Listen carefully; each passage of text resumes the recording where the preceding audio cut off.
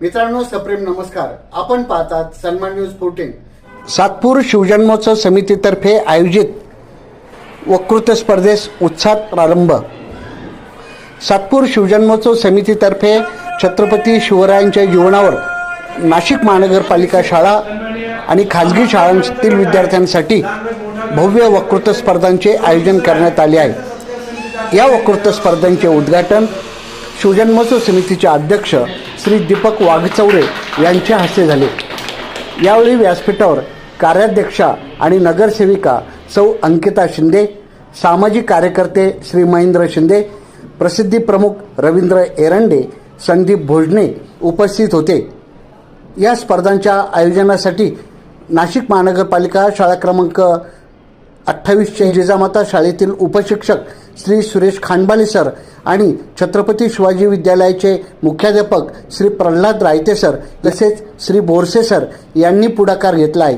परीक्षक म्हणून श्री योगेश सूर्यवंशी सर आणि त्यांचे सहकारी काम पाहत आहेत. या स्पर्धांना विद्यार्थ्यांचा उत्स्फूर्त प्रतिसाद लाभला आहे. उद्घाटन केलेलं आहे.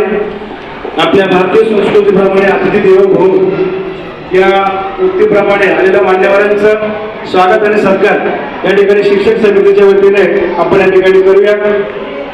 सातपूर शिवजन्मोत्सव दिनांक 14 फेब्रुवारी रोजी आपण रोजगार मेळावा ठेवलेला आहे. 5,000 लोकांना आपण रोजगार देणार आहे आणि ऑन दी स्पॉट त्यांना जॉबचे लेटर देऊन त्यांचा सन्मान करणार आहे. त्याचप्रमाणे 17 तारखेला आपण आपल्या शाळेच्या विविध स्पर्धेचा कार्यक्रम घेतलेला आहे. नृत्य डान्स स्पर्धा घेतलेली आहे. त्याचप्रमाणे 18 तारखेला आपली महाराष्ट्राची गाथा व महाराष्ट्राची संस्कृतीचा 3 तासांचा आपला तिथे कार्यक्रम होणार आहे. त्या कार्यक्रमाला जवळपास 125 कलाकार उपस्थित राहणार. त्याचप्रमाणे 19 फेब्रुवारीला आपण शिवशंभू हे महानाट्य ठेवलेलं आहे. सर्वांनी त्या कार्यक्रमाला येऊन कार्यक्रमाची शोभा वाढवावी ही विनंती करतो. जय श्रीराम, जय शिवराय. आज सातपूर शिवजन्मोत्सव 2026 यांच्या वतीने शाळांमध्ये ज्या काही स्पर्धांचं आयोजन केलेलं आहे त्याचं आज उद्घाटन झालं. त्याप्रसंगी सगळ्या विद्यार्थ्यांनी भरपूर सहभाग घ्यावा अशीच विनंती करते. धन्यवाद. शिवाजी महाराजांचा इतिहास जेवढा वाचाल तेवढा हरतुरे जिंदाबाद मुर्दाबाद झेंडे यांनी शिवाजी महाराज व शिवजयंती साजरी होणार नाही. आणि म्हणूनच आजचा जो काही उपक्रम आहे, माझे मित्र प्रल्हाद रायते सर आणि सुरेश खांडबाले पाटील या मित्रांनी या ठिकाणी वक्तृत्व स्पर्धा आणि विविध मुलांसाठी स्पर्धा केल्या. मित्रांनो, जिथे जिथे बोलता येईल तिथं बोलण्याची संधी सोडू नका. कारण जो बोलेल, जो बोलतो त्याचे पुढील विकले जातात, न बोलण्याचे सोने विकले जात नाही असं म्हटलं जातं. म्हणून वक्तृत्व स्पर्धामध्ये नेहमी भाग घ्या आणि त्यातूनच तुमचं व्यक्तिमत्व घडेल. यांनी शाळांचा गट आहे, लहान गट मोठा गट, त्याचे परीक्षक सूर्यवंशी सर आहे, त्यांचा सत्कार समितीचा अध्यक्ष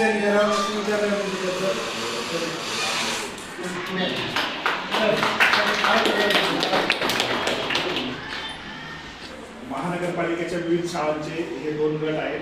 ते खूप चांगला प्रयत्न केला आहे. त्याच्यातल्या काही म्हणजे वक्तृत्व म्हटलं की तुम्ही स्वतः काय व्यासंग करता आणि स्वतःचं काय मत तयार करता हे खूप महत्त्वाचं असतं. पण मी यांच्याशी आधीच बोललेलो आहे.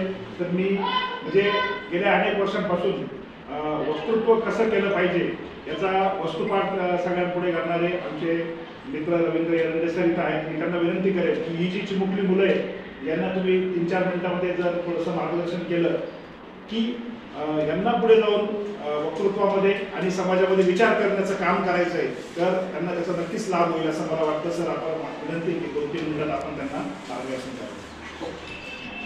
शिवजन्मोत्सव समितीचे अध्यक्ष श्रीयुत दीपक वाघचौरे, त्याचप्रमाणे माझे मित्र श्रीयुत सुरेश खांडबाले सर, प्रल्हाद रायते सर आणि आजचे परीक्षक योगेश सूर्यवंशी सर. मित्रांनो, वक्तृत्व कला ही खूप महत्त्वाची आणि आपल्या जीवनाला वेगळा दृष्टिकोन आपला वेगळा दृष्टिकोन निर्माण करणारी आहे. आपल्यातल्या व्यक्तिमत्वाचा विकास घडवणारी आहे. मित्रांनो, वक्तृत्व करताना नेमकं काय करावं? तसं तर तुम्ही जर मला संधी दिली तर 2 ते 3 तास मी तुमचा लेक्चर प्रात्यक्षिकासह घेऊ शकतो.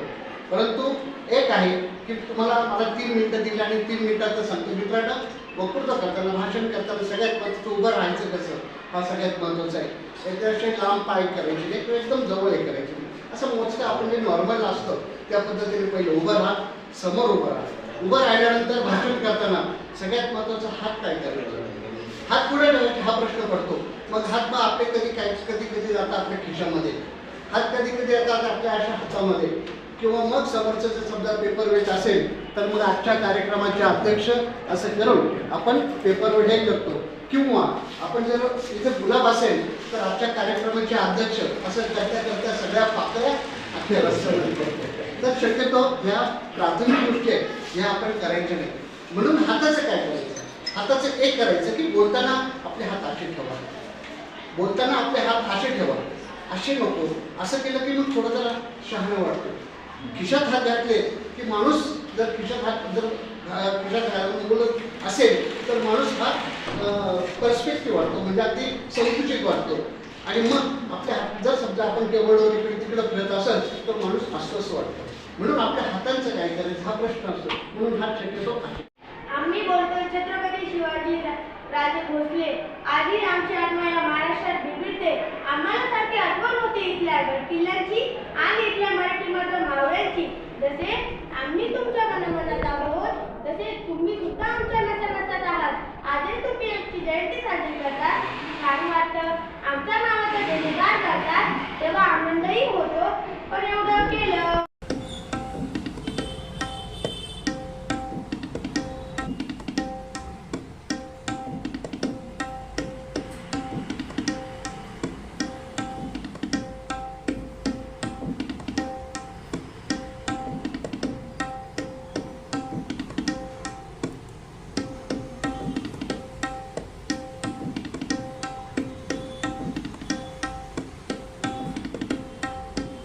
साठी कार्यकारी संपादक राकेश पवार, विशेष प्रतिनिधी आकाश बकरे यांच्यासह मी रवींद्र एरंडे, सन्मान न्यूज 14, सातपूर, नाशिक. धन्यवाद.